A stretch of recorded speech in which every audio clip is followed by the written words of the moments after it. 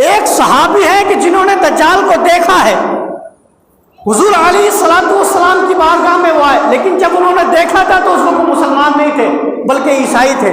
کیا تھے وہ؟ عیسائی تھے۔ جس وقت دجال کو دیکھا تھا، مگر دجال کو دیکھنے کے بعد ایمان لے کر آ گئے۔ حضور علیہ السلام کی بارگاہ میں وہ صحابی آئے تو حضور علیہ السلام نے تمام صحابہ کو بلایا، اور بلانے کے بعد آپ نے فرمایا میرے صحابہ، تمہیں پتا ہے آج میں نے کیوں جمع کیا ہے تمہیں یہاں؟ تمہیں پتا ہے میں نے تمہیں کیوں جمع کیا ہے یہاں؟ تو صحابہ کا جواب کیا تھا؟ صحابہ عرض کرتے ہیں یا رسول اللہ صلی اللہ علیہ وسلم، اللہ اور اس کے رسول زیادہ بہتر جانتے ہیں۔ جو آج کہتے ہیں نا کہ صرف اللہ کو مانو، اللہ کو مانو، صحابہ اللہ کے ساتھ رسول اللہ کو ضرور یاد کیا کرتے تھے، اللہ کے ساتھ رسول کو ضرور یاد کیا کرتے تھے۔ تو اس سے یہ بات سمجھ میں آتی ہے کہ جو اللہ کو یاد کرے رسول اللہ کو چھوڑ دے وہ کامیاب نہیں ہے، وہ صحابہ کے طریقے پر نہیں ہے۔ جو اللہ کے ساتھ رسول کو یاد رکھے وہ صحابہ کے طریقے پر ہے اور وہ کامیاب ہے۔ بہرحال حضور نے فرمایا آج تمہیں پتا ہے میں نے یہاں کیوں بلایا ہے؟ صحابہ عرض کرنے لگے اللہ اور اس کے رسول زیادہ بہتر جانتے ہیں۔ حضور نے فرمایا کہ میں تمہیں بتاتا تھا دجال کے بارے میں کہ دجال ایسا ہے، جب آئے گا کب آئے گا۔ آج میرے پاس آئی وٹنس موجود ہے، آج میرے پاس آئی وٹنس موجود ہے، مطلب ایسا انسان موجود ہے جو دجال کو دیکھ کر آیا ہے، جو دجال کو اپنی آنکھوں سے دیکھ کر آیا ہے۔ حضور علیہ السلام فرماتے ہیں کہ یہ جو شخص ہے پہلے عیسائی تھا، یہ اور اس کے چند ساتھی سمندر کے اندر نکلتے ہیں، ایک کشتی لے کر، ایک بڑی جہاز لے کر سمندر کے اندر نکلتے ہیں، اور فرماتے ہیں حضور علیہ السلام کے جب اس سمندر میں نکلے تو سمندر کے اندر ایسی موجیں آئی، ایسی طغیانی آئی کہ ان کا جہاز ادھر سے ادھر گھومنے لگا، چکر کاٹنے لگا۔ یہ صحابی فرماتے ہیں کہ تقریباً 1 مہینے سمندر کے اندر وہ جہاز گھومتا رہا، ہمیں پتہ ہی نہیں چل سکا کہ ہم کدھر جا رہے ہیں، کس سمت جا رہے ہیں، کہاں پر ہم رکیں گے، کچھ نہیں پتا تھا کہ زندہ بچیں گے یا نہیں بچیں گے۔ آپ فرماتے ہیں کہ 1 مہینہ مسلسل ہم اسی کے اندر گھومتے رہے۔ 1 مہینے کے بعد جا کر ہمیں ایک ٹاپو ملا، ایک جزیرہ ملا۔ صحابی کہتے ہیں کہ میں اور میرے ساتھی جو لوگ تھے اس ٹاپو کے اوپر اترے، اس جزیرے کے اوپر اترے۔ اترنے کے بعد آپ فرماتے ہیں کہ میں نے ایک عجیب منظر دیکھا، ایک جانور دیکھا کہ جس کا ذکر شاید آپ نے پہلے سنا ہو کسی امام سے، کسی مقرر سے، دابۃ الارض، ایک جانور جو قیامت کے قریب نکلے گا۔ دابۃ الارض کو اس صحابی نے وہاں پر دیکھا، ان کے بارے میں فرماتے ہیں کہ اس کے اتنے گھنے اور اتنے موٹے بال کہ مطلب وہ پورا بالوں میں بھرا ہوا ہے، پورے سمجھ میں نہیں آ رہا کہ اس کا چہرہ کہاں کا، مطلب آگے کا حصہ کون سا ہے، پچھلا حصہ کون سا ہے، بولا کچھ سمجھ میں نہیں آ رہا، جانور کی طرح وہ ہے۔ اب آگے فرماتے ہیں کہ وہ عربی کے اندر کلام کر رہا ہے، جو صحابہ کی زبان تھی ان کی اسی زبان میں وہ بات کر رہا ہے، تو وہ اور پریشان ہو گئے، بولے یار یہ عجیب چیز ہے، انسانوں کی طرح دکھتا ہوتا تو بات سمجھ میں آتی کہ انسانی بولی بول رہا ہے، جانور کی طرح دکھ رہا ہے مگر گفتگو انسانوں جیسی کر رہا ہے۔ بہرحال مختصر انداز میں گفتگو کو میں آگے بڑھاؤں چونکہ واقعہ تو بڑا طویل ہے لیکن وقت ہو گیا ہے۔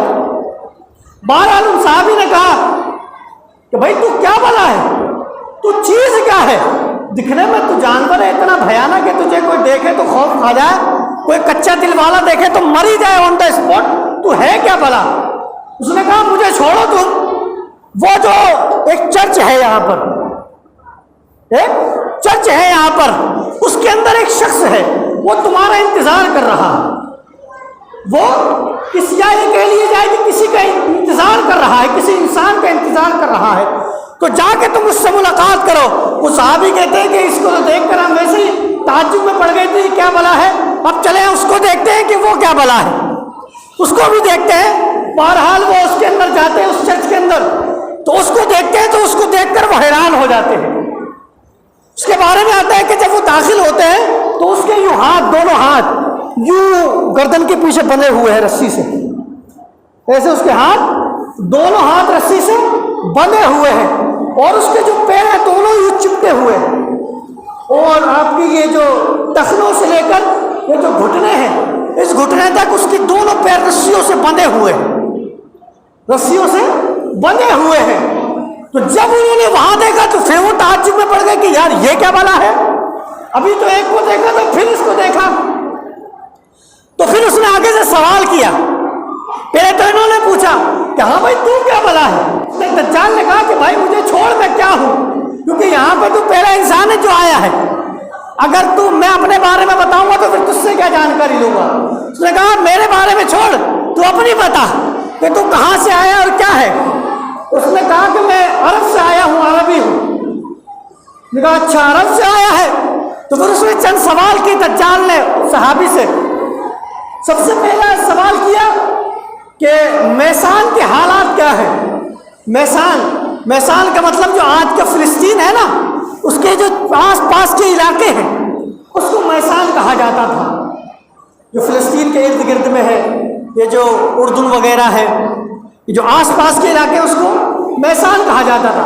बोला मैसान के बारे में तुझे क्या जानकारी लेनी है। तो सहाबा ने पूछा कि क्या जानकारी चाहिए। तो उस दज्जाल ने कहा कि मुझे ये बताओ मैसान में जो दरख्त हैं खजूरों के, वो खजूरें दे रही है या नहीं दे रही है। उन्होंने कहा सहाबा ने कि हाँ वो खजूरें दे रही है, क्योंकि अब ये सहाबी हो गए ना, उस वक्त नहीं थे, मगर अब सहाबी हो गए तो अदबन मैं सहाबी का ही लफ्ज़ इस्तेमाल करूँगा। तो उन्होंने कहा कि हाँ वो बड़ी शानदार खजूरें दे रही है, बड़ी अच्छी खजूरें दे रही है। तो दज्जाल ने कहा कि एक वक्त आएगा कि वो खजूरें देना बंद कर देंगी। मतलब वो अपना वक्त बता रहा कि मैं कब निकलूंगा, वो अपनी निशानियां बता रहा था। उसने कहा कि एक वक्त आएगा कि ये खजूरें देना बंद कर देंगी। फिर उसने दूसरा सवाल किया, बोला वो जो समंदर तिबरी है उसका क्या मामला है, क्या उसके अंदर पानी मौजूद है। तो सहाबा ने कहा कि उसके अंदर पानी की बात करते हो तो लबालब भरा हुआ है, फुल भरा हुआ है। तो फिर उस दज्जाल ने कहा, बोले एक वक्त आएगा इसका पानी सूख जाएगा, खत्म हो जाएगा। और आज की तारीख के अंदर जब इसकी तहकीक की जाती है तो मुअर्रिखीन लिखते हैं कि आज की तारीख के अंदर उसके अंदर उस वक्त जितना पानी था उसके मुकाबले में आज सिर्फ 1/4 बचा हुआ है। कितना बचा हुआ है? 1/4 बचा हुआ है। एक मिसाल मैं दे दूं, मान कर चलिए ये मेरा एक हाथ है, इसके मैं 4 पार्ट करूं तो मान लीजिए कि एक ये हिस्सा है और ये पूरा है, तो ये समझ लीजिए कि सिर्फ इतना पानी इसके अंदर बचा है इसके मुकाबले के अंदर, वो जो उस वक्त पूरा भरा हुआ था। तो इससे क्या बात समझ में आती है कि कयामत आ चुकी है मेरे भाई, होश में मत रहो। बहरहाल उसने आगे सवाल किया एक चश्मे के बारे में कि वो चश्मा है वो पानी दे रहा है। साहबा ने कहा कि हाँ वो भी बड़ा अच्छा पानी दे रहा है। फिर आगे बात बढ़ी, फिर हुजूर अलैहिस्सलाम बारे में उसने सवाल किया, बोलो उन नबी का क्या हुआ जो अरबों के यहाँ आया, उसका मामला क्या बना। क्योंकि उस वक्त ये सहाबी नहीं थे, ईसाई थे, तो उनको इतना ही पता था कि ये मक्के से हिजरत करके मदीने जा चुके हैं, मक्के से हिजरत करके मदीने जा चुके हैं। फिर आगे सवाल किया कि और मामला क्या हुआ उनका, वो जो अरबों से जंग होने वाली थी, कत्लो क़िताल होने वाला था, उसका क्या मामला बना। तो उसके अंदर वो कहते हैं कि मामला ये बना कि वो अरबों के ऊपर गालिब आ गए हैं। क्या फरमाया साहबी ने कि वो अरबों के ऊपर गालिब आ गए हैं।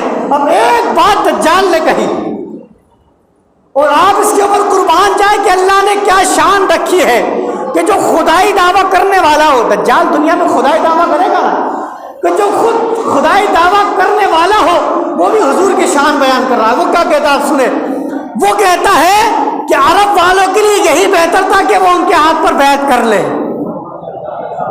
ये दज्जाल कह रहा है, बोला अरब वालों के लिए यही बेहतर था कि वो उनके हाथ पर बैत कर ले, कलमा पढ़ ले, उनके साथ शरीक हो जाए, वरना तो उनका मामला खराब हो जाता। हाँ आप देखें कि अल्लाह तबारक व तआला तो अपने नबी की शान दज्जाल से ही बुलवा रहा है। ये कैसे इस दौर में दज्जाल है जो हुजूर की शान बयान नहीं करते हैं, वो कलमा पढ़ते हुए नजर आते हैं। बहरहाल बात आगे बढ़ी, उन्होंने कहा कि जनाब वाला हुजूर अलैहिस्सलाम ने कलमा पेश किया, उन्होंने कलमा पढ़ा और वो اسلام کے اندر داخل ہو گئے ہیں، اب مدینہ کے اندر رہتے ہیں۔ بہرحال اس نے آخری بات اپنی بتائی کہ جناب والا تم میری بات سنو کہ میں کون ہوں، میں دجال ہوں۔ کیا کہا؟ میں دجال ہوں اور میں قیامت کے قریب نکلوں گا اور 40 راتوں کے اندر پوری دنیا کے اندر سیر کر لوں گا، اور سیر کرنے کا مطلب یہی ہے کہ وہ فتح کر لے گا۔ یہ جو ابھی نظام چل رہا ہے، یہ جو آپ دیکھ رہے ہیں نا، یہ جو یہودی نظام چل رہا ہے، یہ اصل کے اندر دجالی نظام ہے۔ یہ اسی کی تیاری چل رہی، چونکہ یہ اسی کے سپورٹر ہیں، یہ اسی کو ماننے والے ہیں، اسی کے سپورٹر ہیں اور اسی کی تیاری چل رہی ہے۔ تو یہ سمجھ لیجیے آپ کہ دجالی فوج تو تیار ہو چکی ہے۔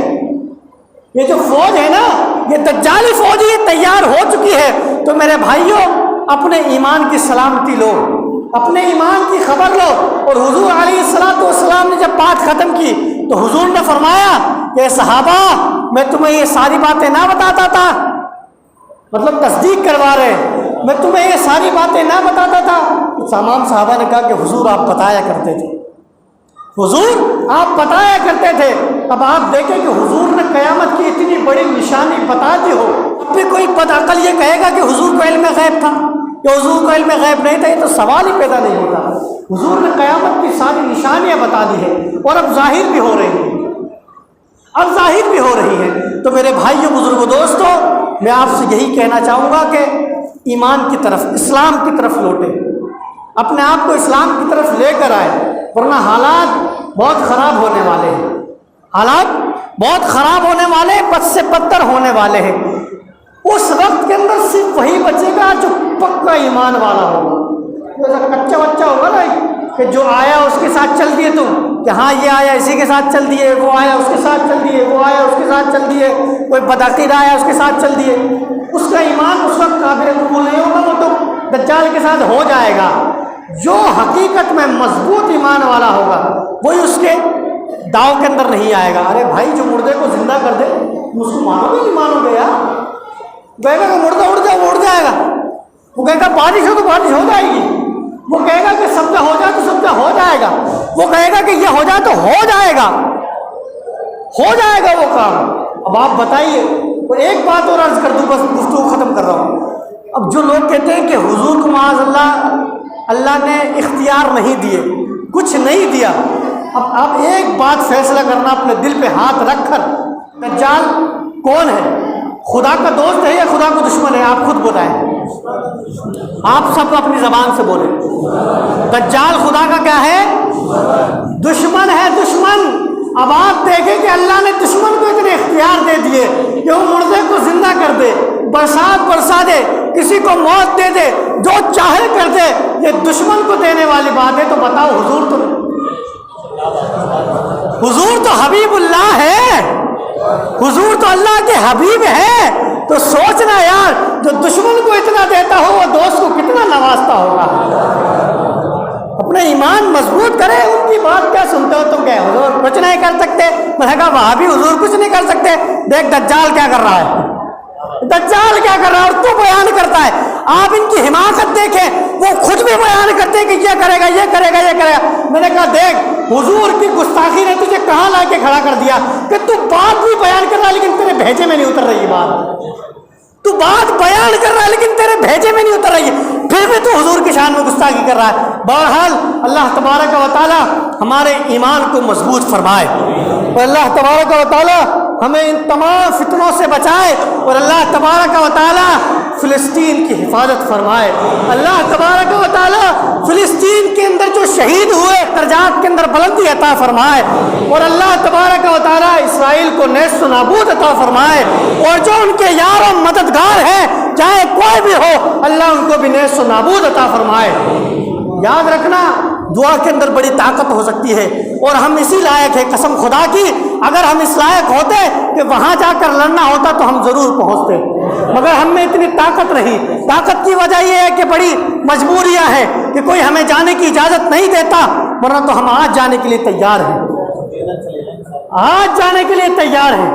لیکن کیا کریں، یہ بھی ایک امتحان ہے کہ تمہارے بس میں کیا ہے، تم کیا کر سکتے ہو۔ جن کے بس میں ہے وہ صرف باتیں کر رہے ہیں، وہ صرف میٹنگیں کر رہے ہیں. یاد رکھنا مسلمانوں حکمرانوں سے میں کہوں گا کہ کل قیامت میں حضور کو تم کیا جواب دو گے؟ حضور کو قیامت میں تم کیا جواب دو گے جب حضور علیہ الصلوۃ والسلام پوچھیں گے کہ ہم نے تمہیں اتنی طاقت دلوائی تھی، تمہارے پاس اسلحہ بھی موجود تھا، تمہارے پاس تعداد بھی موجود تھی، تمہارے پاس تمام چیزیں موجود تھی، اس کے بعد صرف تم باتیں کر رہے تھے؟ یہ باتیں کرنے کا وقت نہیں تھا، یہ تو عمل میں اترنے کا وقت تھا.